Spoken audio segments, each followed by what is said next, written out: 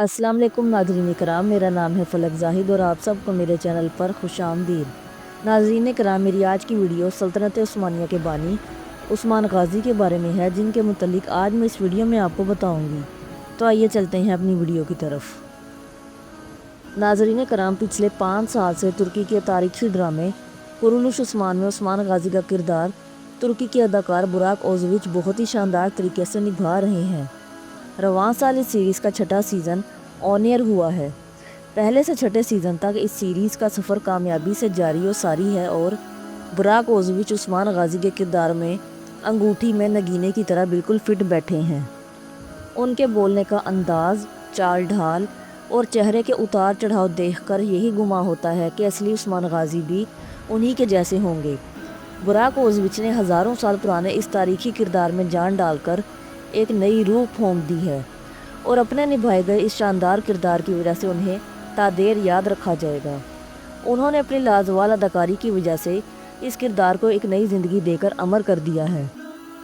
ڈرامے میں عثمان غازی کی دکھائی گئی ذہانت، فہم و فراست اور سمجھداری سے ہمیں اس دور کے عثمان غازی کو سمجھنے میں مدد ملتی ہے۔ براک اوزویچ نے اپنی کرشماتی شخصیت سے اس کردار کو زندہ و جاوید کر دیا ہے۔ عثمان غازی کا کردار ان پر اس قدر جچتا ہے کہ براک اوزویچ نے خود ایک بار کہا کہ وہ اس کردار کو اگلے 100 سال تک بھی بآسانی اور خوشی سے نبھا سکتے ہیں۔ براک اوزویچ کے علاوہ آئندہ کوئی بھی عثمان غازی کا کردار نبھائے گا تو اس کے لیے براک اوزویچ کا سحر ختم کرنا ایک چیلنج ہوگا۔ ناظرین کرام، اب ہم عثمان غازی کی تاریخ پر روشنی ڈالتے ہیں۔ بانی عثمانی سلطنت عثمان غازی 1258 میں پیدا ہوئے۔ 1288 میں اپنے والد ارطغرل کی وفات کے بعد تخت نشین ہوئے۔ مورخین نے عثمان غازی کے دور کو 2 حصوں میں تقسیم کیا ہے۔ پہلا دور 1288 سے شروع ہوا اور 1300 عیسوی میں ختم ہوا۔ اس 12 سالہ عہد میں عثمان غازی کی حیثیت سلجوقی سلطنت کے ایک ماتحت امیر اور ایک نیم خانہ بدوش ترک قبیلے کے سردار کی تھی۔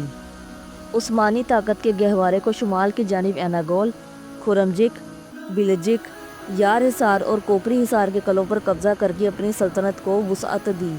اس سے پہلے یہ مقامات بازنطینی باج گزار عمرہ کے قبضے میں تھے۔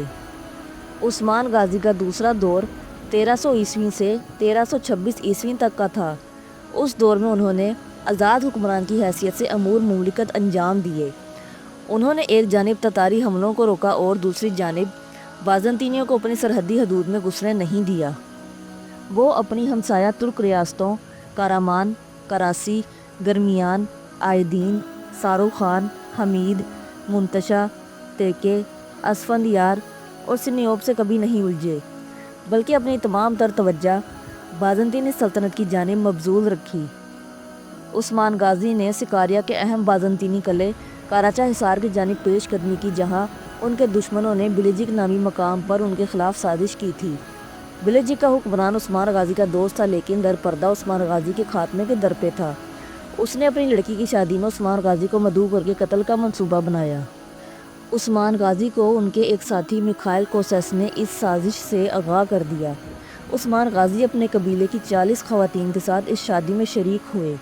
یہ 40 خواتین دراصل عثمان غازی کے نامور جان باز تھے۔ انہوں نے کمال مستعدی سے دلہن نیلوفر کو اپنے قبضے میں لے لیا۔ ان کی شادی بعد میں عثمان غازی کے بیٹے اورحان غازی سے ہوئی اور وہ مراد اول کی ماں بنی۔ اپنے غدار دوست کو قتل کرنے کے بعد عثمان غازی تیزی سے کراچا حصار پہنچ کر اس پر قابض ہو گئے۔ اس فتح کے بعد عثمان غازی کی طاقت مسلسل بڑھتی رہی۔ ایک دوست کی غداری نے عثمان غازی کو اناطولیہ یعنی موجودہ ترکی کی اہم ترین شخصیتوں میں لا کھڑا کیا۔ اس فتح سے پہلے عثمان غازی کی حیثیت مختصر علاقے کے ایک قبائلی سردار کی سی تھی، جو پہلے کراچا، تاگ اور پھر سوت میں سیدھی سادی زندگی بسر کرتا تھا اور اس کے ہمراہیوں کی تعداد 400 کے لگ بھگ تھی۔ ان کے تعلقات ہمسایوں کے ساتھ دوستانہ رہے۔ انہوں نے فتوحات کی طرف قدم بڑھایا۔ کچھ عرصے بعد تاریخ کے صفحات پر ایک ایسی قوم کے تذکرے ہونے لگے جو ترک نہیں کہلائی، بلکہ اپنے سردار کے نام پر عثمانی یا عثمان علی کے نام سے موسوم ہوئی۔ بازنطینی فرمانروا اینڈرونیکو ثانی نے، جو اولمپس کے پہاڑی دروں کے لوگوں سے خراج سختی سے وصول کیا کرتا تھا، 1301 عیسوی میں قیون حصار کے مقام پر عثمان غازی کے ہاتھوں شکست کھائی۔ اس فتح کے بعد عثمان غازی کی زندگی کے آخری 25 برس بازنطینیوں سے معرکوں میں بسر ہوئے۔ عثمان غازی نے نائسیا، نائکومیڈیا اور برسا پر مسلسل حملے کیے اور سرحدی علاقے پر فوجی چوکیاں قائم کیں۔ 1326 عیسوی میں برسا فتح ہوا۔